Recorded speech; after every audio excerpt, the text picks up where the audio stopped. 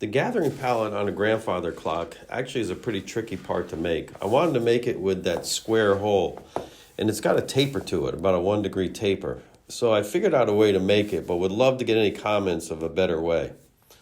The way I did it was just this. I made a part with a groove in it, put two together, and then insert that into the gathering pallet. Now you'll see how I went off and tried to machine this. The basic operation was to take a square and come down on put a 1-degree taper. And that's a 45-degree cutter that cuts that slot in. To get the taper, I use these blocks, put the 1 degree underneath, and clamp 2 blocks into the vise. And you can see those are sitting on top of that angle. And then I can come down with that end mill and cut each one of those blocks. And the way I did it was just two light passes to come in there and cut that. So you can see that's fairly straightforward so far, is putting that piece in.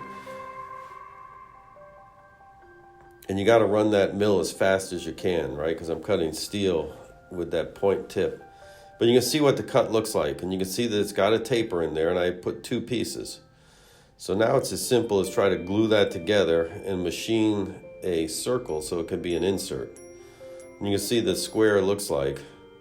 And I used JB Weld and then filled it up with some crazy glue and then put it into 4-jaw chuck and very carefully machine that down to make a cylinder.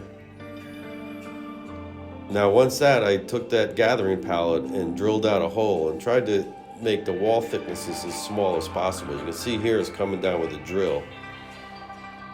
And very lightly, because now I've got a very thin wall. And I came next and reamed that out. And you can see that's very, very thin wall I've got left on this thing.